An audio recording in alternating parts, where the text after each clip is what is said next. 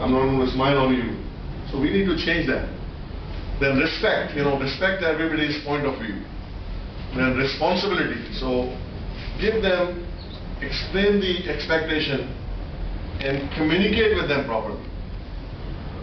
Because what happens is we only communicate when there's bad news. And we kill the messenger usually. So a lot of people, they hide,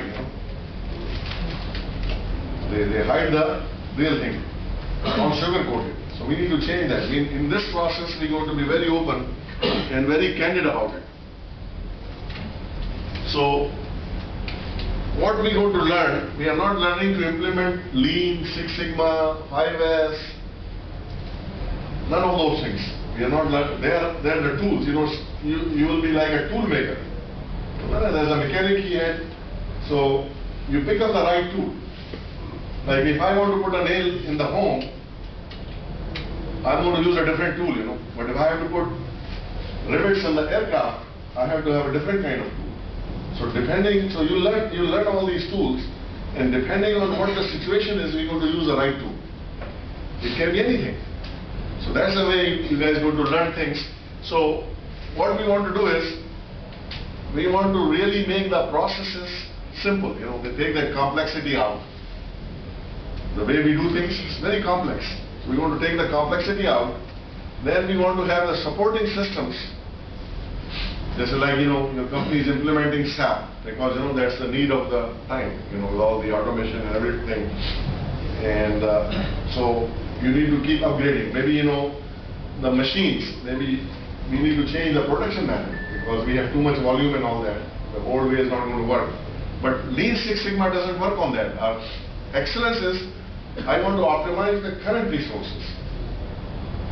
I want to really make sure that the resource which is provided to me is working properly. So these two things, when they will work together with the people, and people have to be paid attention, then the real improvement is going to come. The real results are going to come. So it's that's what you need to do as a change agent. That's what I learned. And I had never taken class in this, what I'm teaching you here. Because I was trained very well when I was in the college. Means in Pakistan. So you just learn it by doing it. So that is the best learning. You don't. Everybody, like I went and did some. When I came to Pakistan, I did an interesting thing. I went to Hatta, which is in Peshawar, close to Peshawar. It's an industrial area. They have all these industries. And I took a tour from there till Karachi. I went to different industries and different ways. It was very interesting. The culture and what is going on. And I found half of the factories are shut down. It's very, very unfortunate. So, but there's a hope. There's a factory like yours, we can really make it happen. And so I'm very selective in working with the companies, because it has to be 2 plus 2. It cannot be just you can have a consultant and then go out of business. So culture is what is a culture?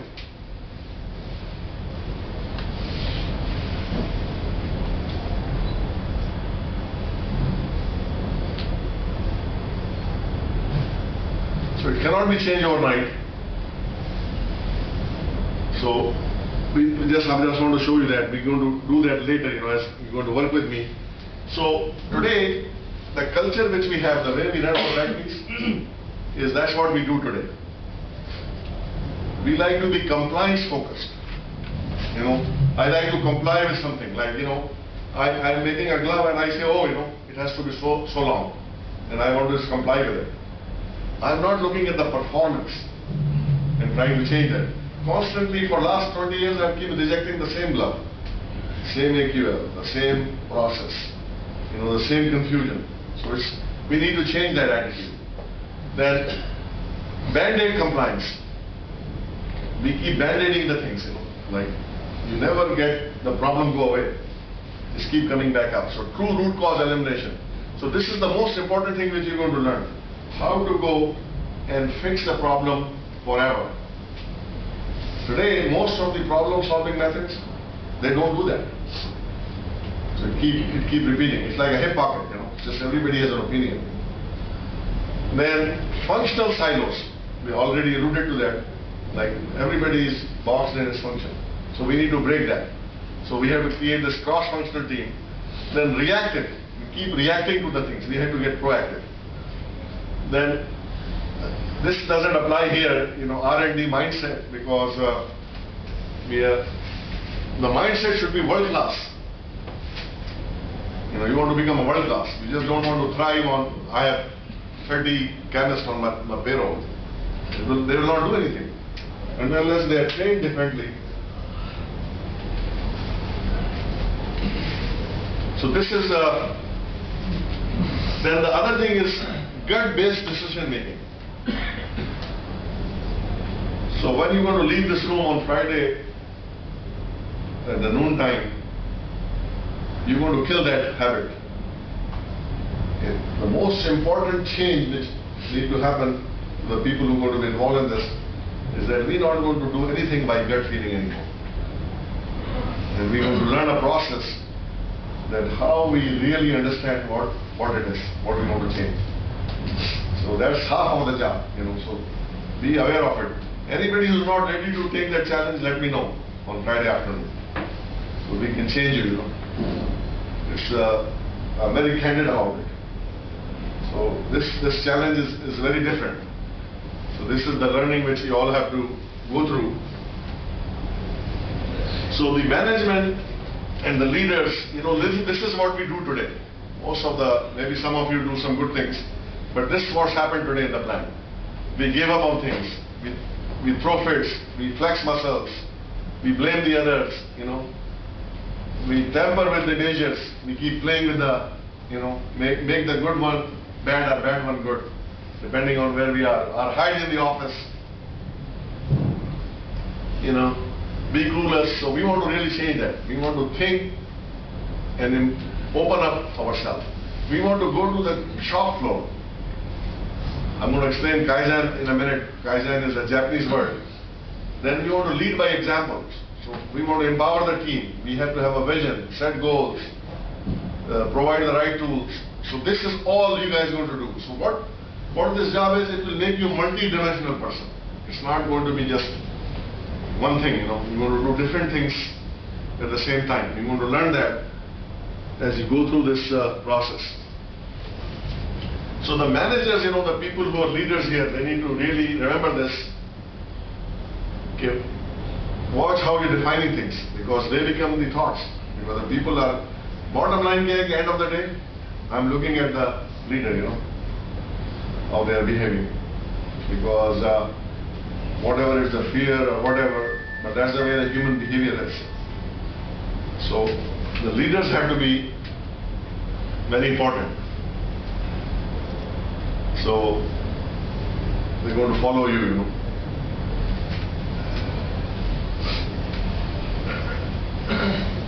So again, I'm going to re-emphasize employees are our strategic partner. So that person who is doing the job, who is making that thing. So that's the person who is going to make it happen, who is going to help us do things.